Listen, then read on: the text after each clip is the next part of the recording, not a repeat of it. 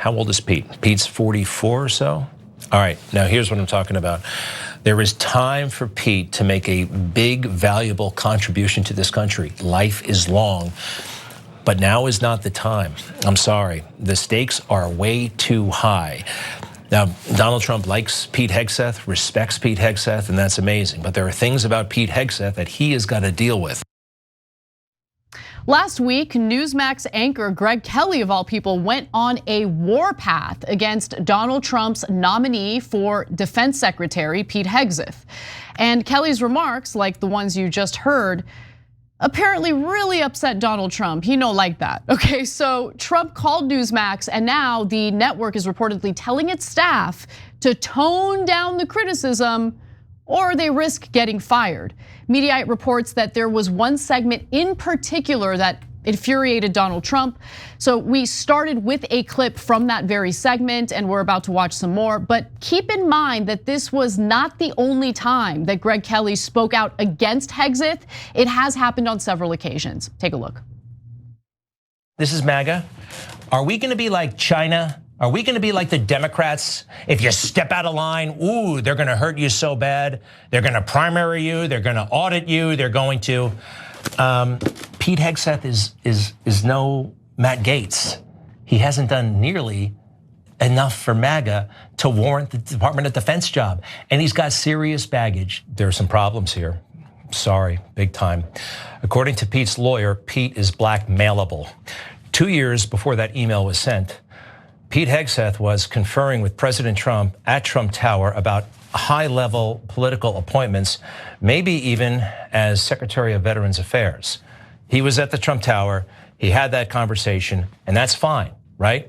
But 2 years later, he is blackmailed by a woman who falsely accuses him, but he pays money to her anyway. Now, a lot of folks think adultery is, oh, that's quaint, they should take that law off the books. In the military, adultery, yeah, it can be punishable by a dishonorable discharge, forfeiture of pay. You can get in all kinds of trouble for having those kinds of relations. Okay, folks? So with Pete, who has told people quite openly that he's not good at being married, that's a situation for the folks in uniform.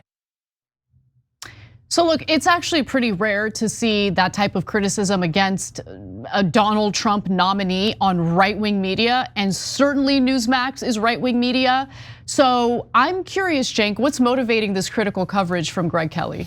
I don't know, but I feel awkward here, but I'm gonna do it. First time ever, I agree with Greg Kelly. I mean, yeah, I mean, look, I certainly agree with Greg Kelly's right. I mean, look, I get that it's not a right. Newsmax is a private company, yada, yada, yada. But he should be able to speak his piece without threats of getting fired. Yeah, so I don't know, and I don't really care too much what's motivating Greg Kelly. I don't know if it's like competitive or just he's actually concerned about those things. And I care about how Pete Hegseth treats women. I care if he has a continuing alcohol problem, which could cause problems at work, et cetera. I don't care about his adultery, so I don't actually really care. I don't agree with Greg Kelly on that. But the thing I agree with him most about is, and I think MAGA's gotten Hegseth wrong. I think Hegseth is a neocon, and he constantly talks about how we have to fight wars for Israel, and we have to use Israel against domestic enemies, and we have to attack these Muslim countries, and we have to do all these different things. And that's not really what MAGA is about. MAGA is anti-war. So Greg Kelly, you could tell he's kind of nervous as he's doing it, because we've seen him do many segments when he's like attacking the left and all this stuff. And he say, you know, he's MAGA, he's kind of a neocon, right? And it turns out he was right to be nervous. So now Trump comes in, and guys, when Trump calls and says, don't say that on air, what is that? Cancel culture. So what happened to freedom of the press and freedom of speech, and how much the right wing and MAGA values freedom?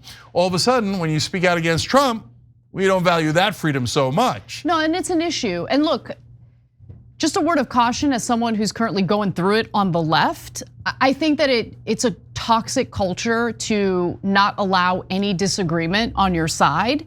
And it quickly leads to a cultish and not very helpful, productive, yeah, that's the word I was looking for. Productive culture on your side. Yeah, and by the way, here's another reason why I'm against cancel culture. So if I was like the typical, extreme leftist these days, I would have said, let's cancel Greg Kelly. He should be fired for all the horrible things he said in the past that I've ripped into him for, right? But I don't believe that. I think, okay, let him say whatever the hell he's gonna say, and I'll say what I say, and who cares? And we'll fight over it, right? And part of the reason that you don't cancel people is because every once in a while, they'll say something that's true. And you go, oh, look at that. Showed a little bit of bravery that I didn't expect. And you don't get that if you've already canceled him, right? So now that's me defending him getting canceled from the left. Are you guys gonna defend him from getting canceled from the right?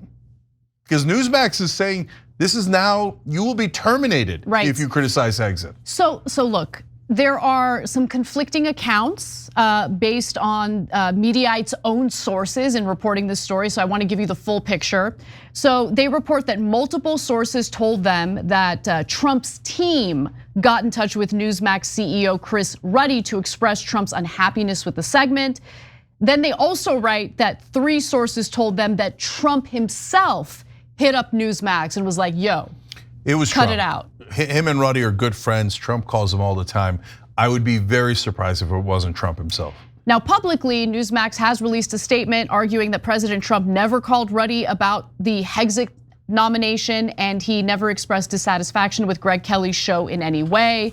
Obviously, we here have no way of adjudicating what really happened here, but the Mediaite report continues. On Friday, Newsmax Chief Operating Officer Elliot Jacobson convened staff at its New York headquarters to issue guidance in what one source described as an aggressive, panicked tone.